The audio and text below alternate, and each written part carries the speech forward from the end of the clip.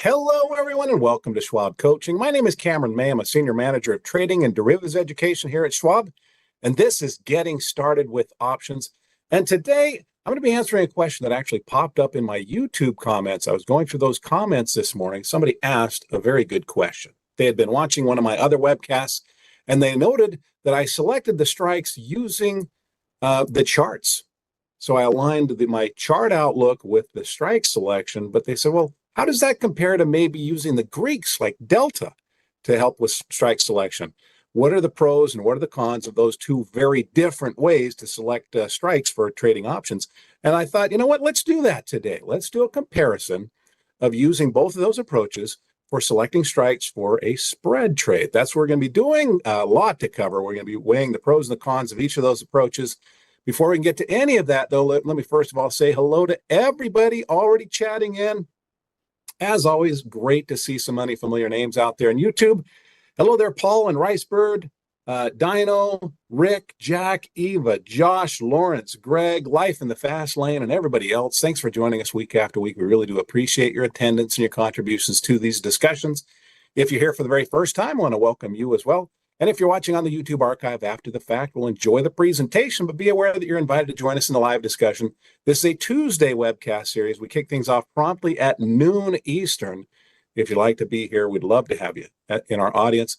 Also, as a treat for our audience members, we have Connie Hill hanging out in the chats. She's going to be addressing any questions that I can't get to just during the flow of the presentation. Connie and I have now worked together for about 20 years, more than 20 years. So Connie's a great resource to have. Thanks for having my back there, Connie. And everyone, if you have an account with X, you should be following your favorite presenters there. It's the best place to connect with your favorite presenters in between these live streams. You can find Connie on X at Connie Hill CS. You can find me on X at Cameron May CS. It's just like you're seeing down on the little banner at the bottom of the screen. But in any case, let's dive into this discussion, comparing two very different ways to select strikes when trading spreads. And as we do, there are risks to be remembered. These disclosures are important. Risk certainly applies to spread trading.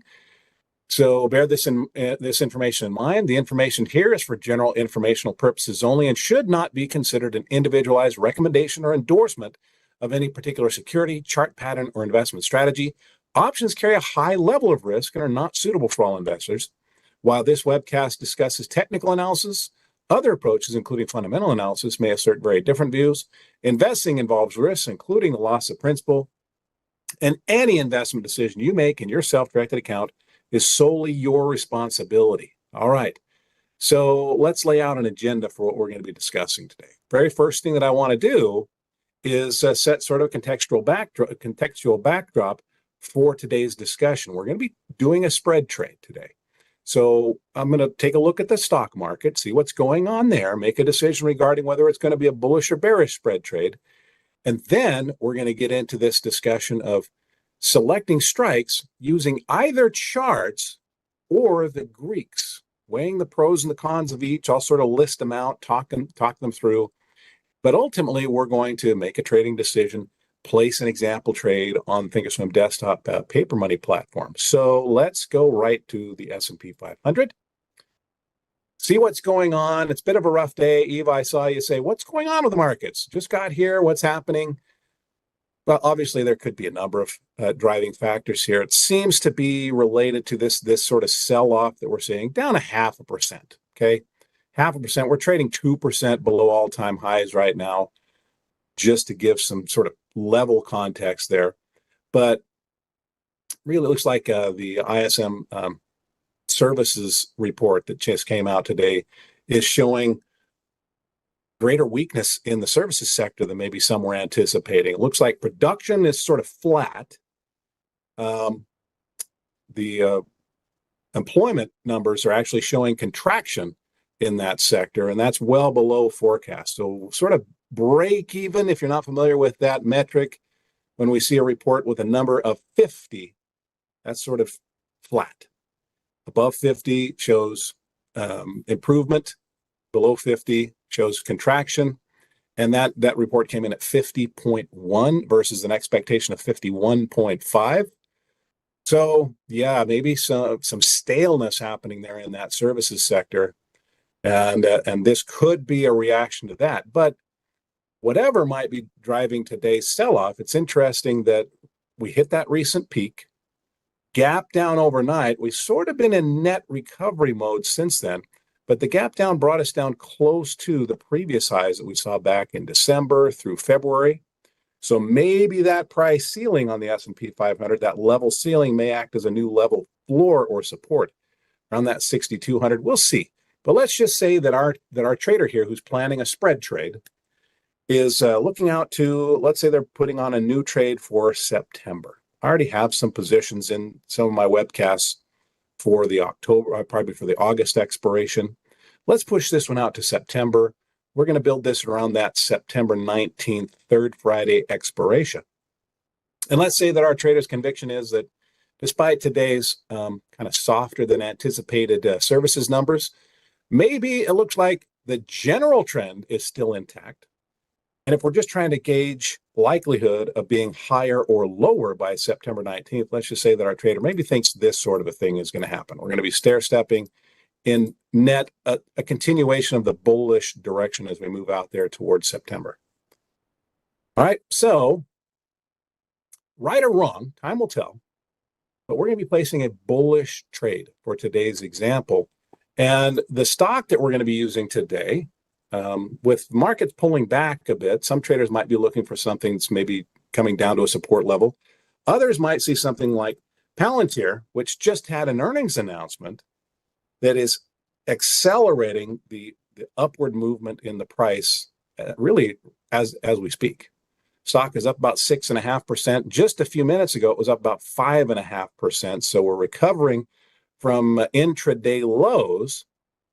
So let's put ourselves in the shoes of this trader. Let's say they have sort of a technical perspective. They like to use charts in the planning of a trade. And they might look, first of all, to see what the trend has been, the prevailing trend, and that's been quite bullish on this stock, making higher highs and higher lows. And then they might also note that in the near term, for the last about a week and a half, this stock has struggled to get above that 160 level, likely in anticipation of seeing, well, what's going to happen with this earnings announcement? Is the earnings going to go well and spur this to greater heights? Is it going to go poorly and reverse the trend? So it might make some sense to our hypothetical trader here that the stock hesitated just below that 160 price level. But then on the earnings, pop, apparently well received by shareholders, driving the price to higher levels, coming off intraday highs, but holding above intraday lows. Right now, we're seeing what some might call it kind of a spinning top doji candle, but net, pretty bullish move today. Now, look at that, still creeping higher. So let's say that this is setting the stage for our traders' spread trade that they're going to do today. Now, we could do a spread trade and do a long spread. We could do a shorter credit spread. I'm going to do a credit spread today. I actually have an entire webcast series that's dedicated just to the long or the debit spreads. And so in the interest of sort of spreading things out, talking about things from a different perspective, we're going to be doing a credit spread today. If you're not familiar with my other series, let me make a suggestion for you. This goes out to everybody who's watching. If you haven't subscribed to our Trader Talks channel yet, do yourself a favor and do that right now. You can go down the lower right-hand corner and click on the subscribe button. That literally only takes a second. Doesn't cost anything, but our channel is where we house our playlist for all of our webcast series with a couple of exceptions. But here we can go to Trader Talks Schwab Coaching Webcast is the name of the channel on YouTube. You can just look it up and then go to playlists, and you can find playlists like my trading long verticals and diagonal spread trade series. Trying to navigate and talk at the same time sometimes doesn't add up to the best viewer experience. Anyway, I'm going to scroll down a little bit through this. As we scroll through, keep an eye out. There's lots of different strategies that are covered, but right there toward the bottom, we just scroll right down to the bottom, come up 3 rows, you'll see long verticals and diagonals. You can click on view the full playlist right there. That's what I'm referring to. And so today, let's do the other side of the coin. Let's do a credit spread. All right, a bullish credit spread. What is that? Well, that's going to be a bull put spread. Now, Bruce is saying, Cameron, let's say I'm in the money a long put and want to lock in that price. When I sell the call spread I'm getting, I cannot hold an uncovered position. What would the optimal trade be? So, Bruce, unfortunately, that would take the good question. It would take me too far off track for this discussion. All right. Because I'd have to talk about all the pros and the cons of that trade. And it would just totally change the discussion track. So my apologies. I'm not going to get deeply into that, but I do appreciate the asking of questions. I like that interaction with my audience. But let's turn our attention back here to Palantir Technologies, just past this earnings announcement. And let's use, method number one, which is using charts to select strike prices. Let's say that our traders' conviction is from here through September 19th, they see that this price ceiling has been broken. And they think maybe worst case scenario is that if the stock price retraces, that could possibly be the new price floor. So maybe they're envisioning something like this happening. If we get a pullback, maybe we go down to that level before we continue our ascent in prices. And so they may use that to inform as a contextual backdrop for their strike selection, which strikes they choose. So when we're selling a put vertical spread, the typical objective for the trade is for the put to expire worthless, for the stock to stay above the strikes selected and for the puts to expire worthless. So our trader may just use, let's say, their support level, in this case, the 160, and sell a put at or below that level to start the structuring of their trade. So let's go to our trade tab and maybe outline that. So let's go out here to this 19th of September. I mentioned that was the expiration we're going to be using. Now, I'm not going to spend any more time on selecting an expiration. I've dedicated previous webcasts to that part of things.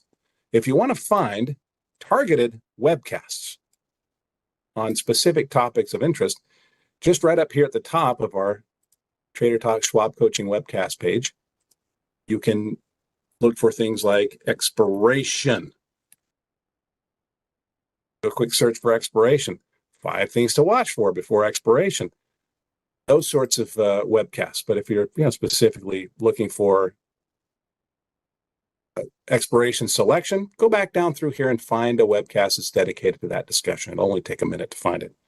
Anyway, but going back here to our chart, let's say that we've selected to maybe sell that 160 put because maybe the trader's worst case outcome is they think even if price does get down to 160, it's unlikely to be there for very long. And in their estimation, it's more likely that we're going to stay above 160 and that puts with strikes of 160 or lower are just likely to expire worthless.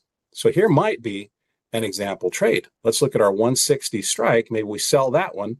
And then to complete the spread, we buy like a 155 or a 150, a lower strike at a lower cost, leaving us with a net credit. So let's lay out some potential pros of that. Okay. So we have method number one for strike selection, which is using the chart. Make this nice and bold so everybody can see it. And we're going to go through some pros and some cons. I'll just outline those each right now, and then we'll address them individually.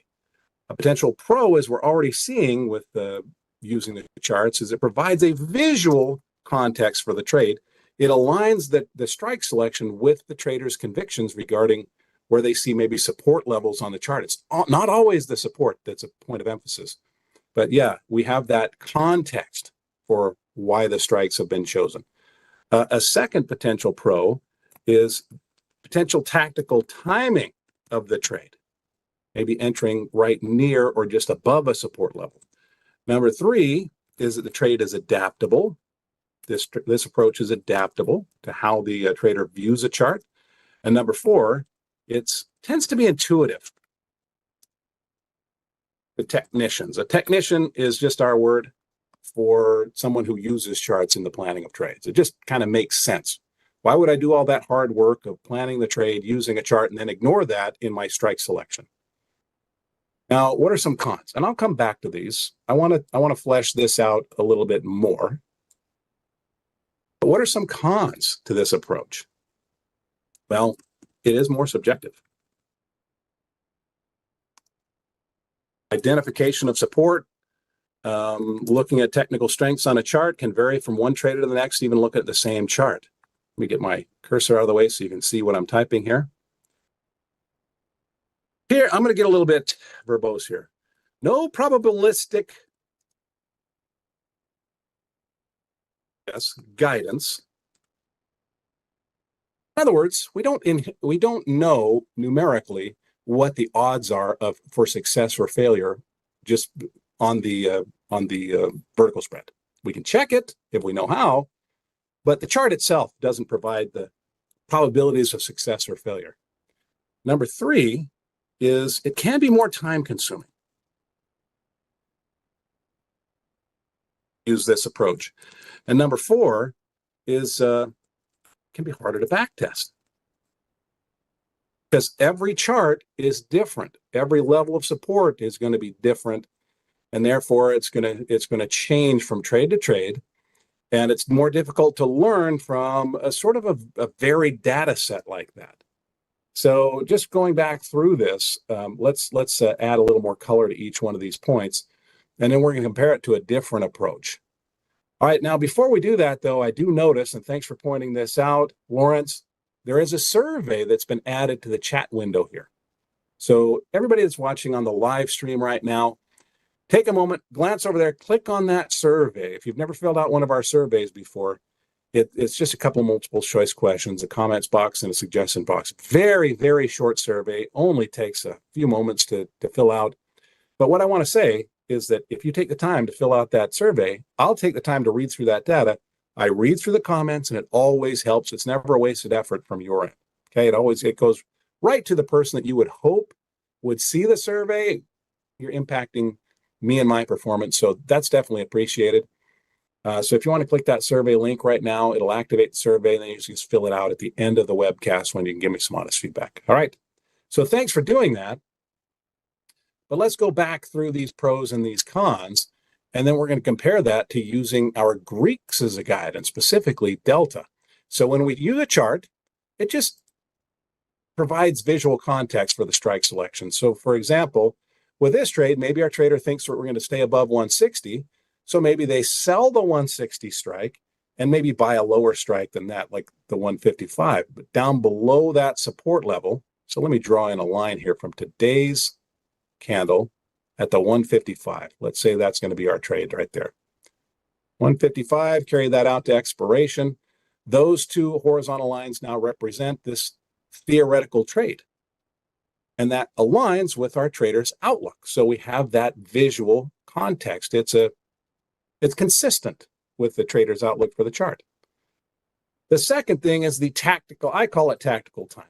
Now, tactical sounds like it's going to work every time. No, it doesn't work every time, but it can provide some more precision for when a trader decides to take these sorts of trades. So for example, maybe the trader was explicitly waiting for a break of that 160 resistance. And the day that that finally occurs, that may signal today's the day to take that trade. Now, if we're not looking at a chart, we may not have that sort of timing or that sort of context.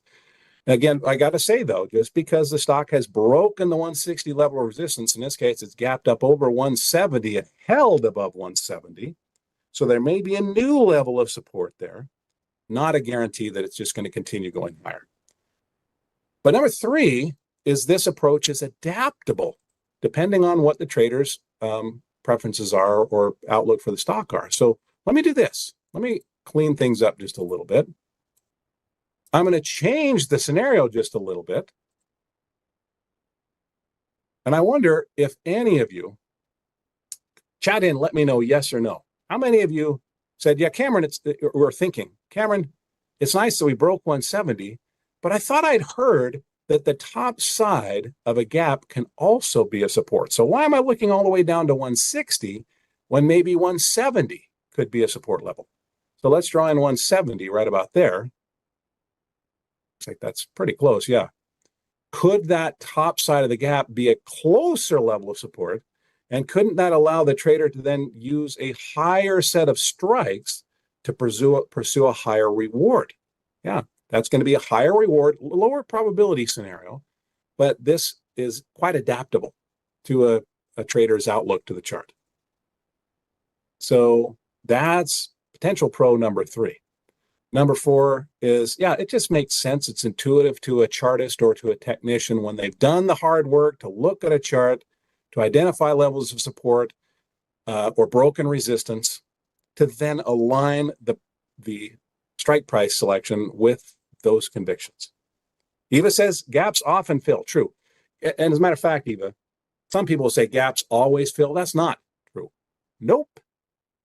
Look at this gap back here. It gapped up and just ran. Now, if Palantir eventually decides to come back down and it breaks and ultimately breaks back down below $47 and then goes down to 42, could that trader then say, yeah, I told you that that gap was going to fill? Yeah, but sometimes the stock just keeps going up and up and up. There are going to be gaps on a chart of, like, let's say, I don't know, a stock that's been around forever, General Electric, that maybe never filled. Okay, so yeah, we got to be careful when we use the word always. I like that you said often. All right, what are the cons? This is more subjective. Yep. Some traders are going to like this level of support. Some traders are going to like that level of support. Others are just going to say, I don't care, it's overheated, I'm not going to trade it at all. There can be different perspectives, even looking at the same chart. Number 2, there is no probabilistic guidance. That's a fancy way of saying, all right, if I structure my trade down here at 160, what's the likelihood of success or failure? I might think it's guaranteed. It's not. It definitely has a risk of failure. It's going to be lower than 50-50 just because of where the price is, but I don't know exactly what it's going to be. Can be more time consuming when we're working individually from one chart to the next to come up with a trade concept and put it into practice. It requires spending a little bit of time analyzing each chart, deciding which one fits our preferred approach, deciding on which strike price to select.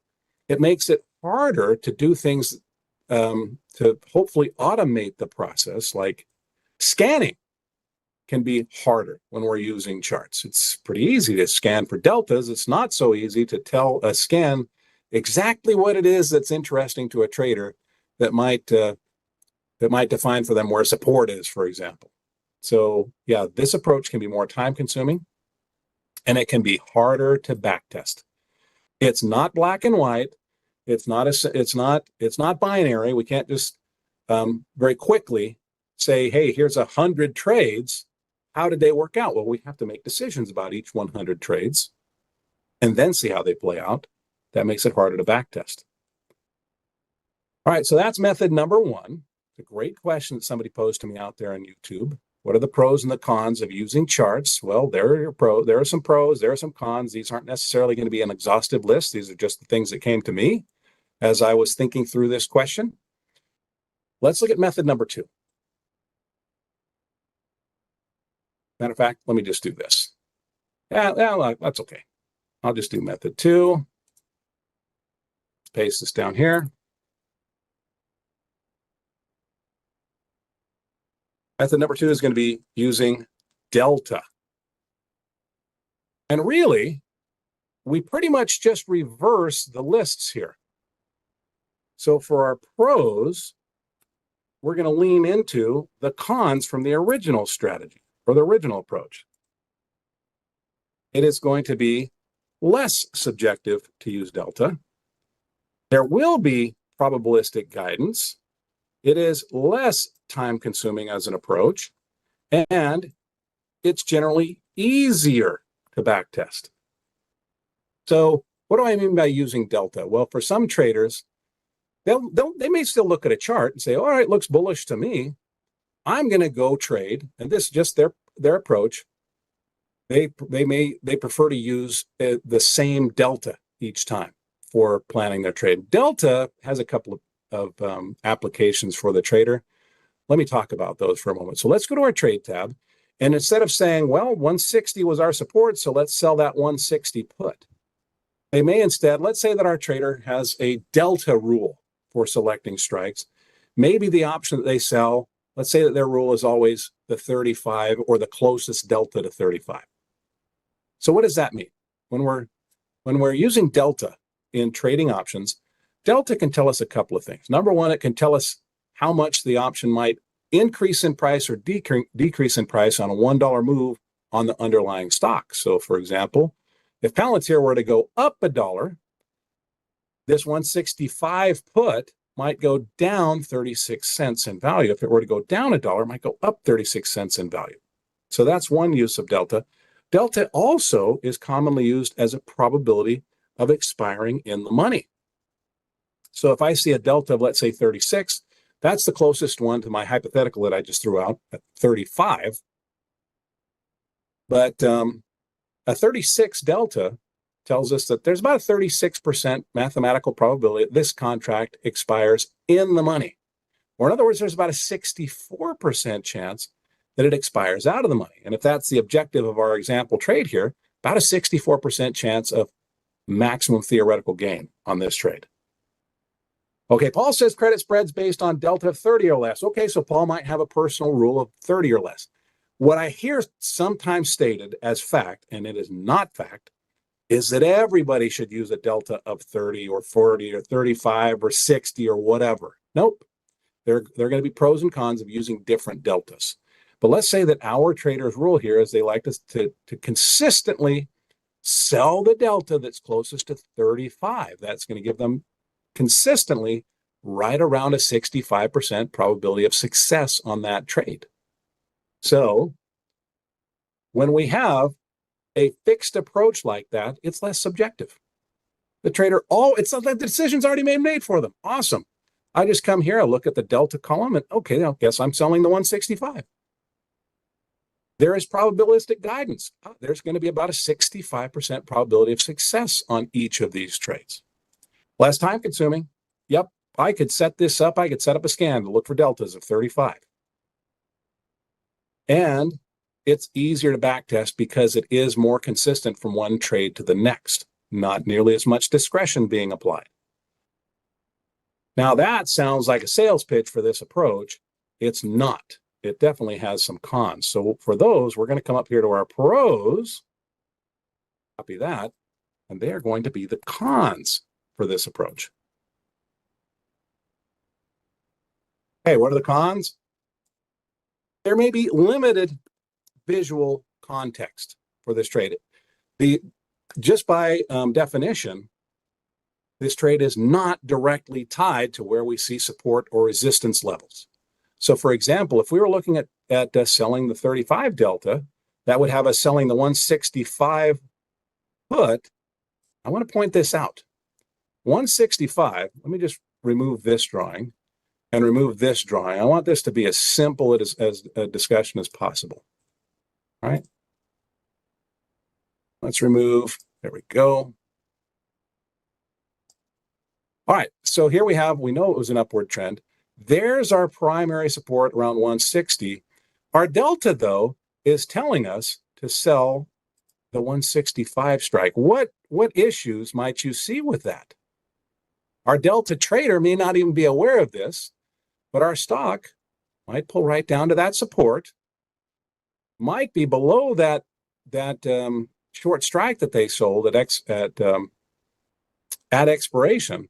That contract's in the money at expiration. It's not what our trader's looking for. And if they took the time to get that visual context, they may see, wait a minute, my delta is leading me, quote unquote, astray. Now that's a tough way to say it because we don't know how this is ultimately going to pan out. But it just ignores what's going on with the chart. So you might say, well, then the delta, okay, if the trader is worried about that, then they just lower their strike price. Well, that's an inconsistent delta approach. That's a problem. Yeah. So I'd say it's a conceptual problem. We don't know if it's going to be a problem on a given trade, but we don't have that same context related to the chart. Now, similarly, unless the trader is using charts, there may not be that sort of tactical timing. Let's say entering new bullish trades as we're bouncing off a support level or breaking through a resistance level.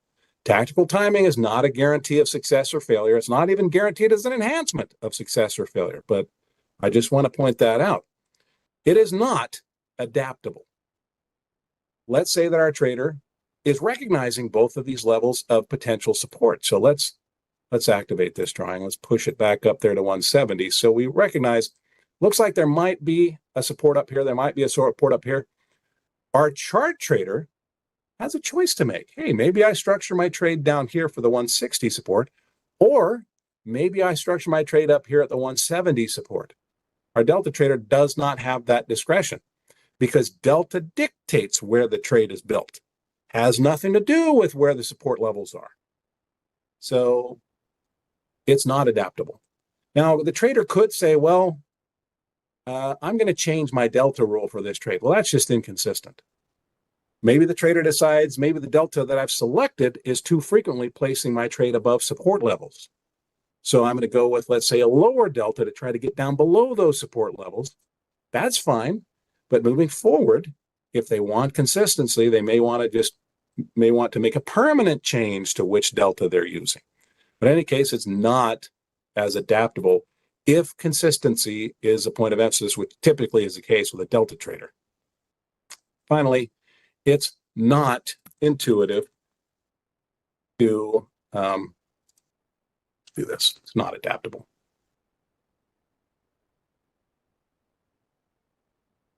There we go.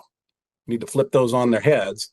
Limited visual context, limited tactical timing, not adaptable to different levels, and not necessarily intuitive to technicians who are wondering, why in the world am I so married to choosing a specific Delta if I'm quite confident of a support level? Maybe I can go for that higher Delta, or maybe I need to go for a lower Delta on this specific trade to make sure that I'm below my support level. So which one of these that sound like I'm telling you to do? I'm not telling you to do either one. The question was, what are the pros and the cons of each of these approaches? And which one's better? That's up to the individual trader. Now, could there be a blend of both? Could, let's say, a Delta trader still stay aware of where they think their support levels are? And on occasion, they adjust their Delta as a result. Or could a chart trader still keep an eye on Delta just to see what the probabilities of success are going to be, even if it's just more of a personal curiosity thing than anything? Or maybe they want to go back and look on the ones that I've made the chart decisions are the ones with my with the higher deltas consistently leading me into trouble. Maybe I need to pay more attention to those deltas. Yeah, Paul says rules can support both. Yep. I would say that it can be difficult to try to blend them perfectly every time. Because let's say that our rule is we've got to have a 35 delta. And yet we really want to structure a trade at or below 160 in this case. Those two are now in conflict, and I can't repair that conflict without changing one of those, modifying one of those rules to fit this trade, right?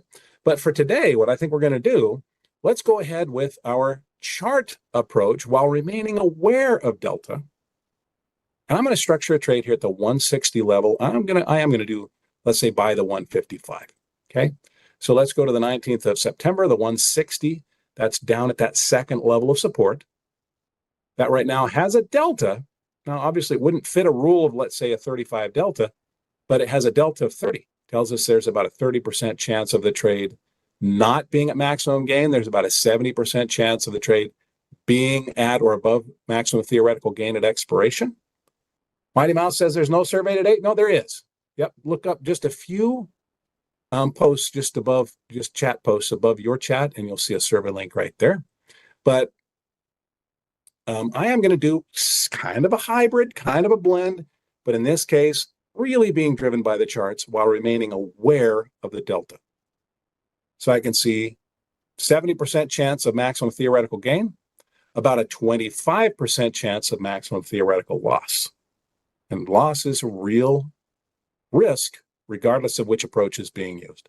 So let's place our trade at 160, 155, strike pairing. A potentially quick way to do that is just come up here where it says spread single and change that to vertical. And that just pairs those strikes up with each other. And then I can just click on the bid price to create our order.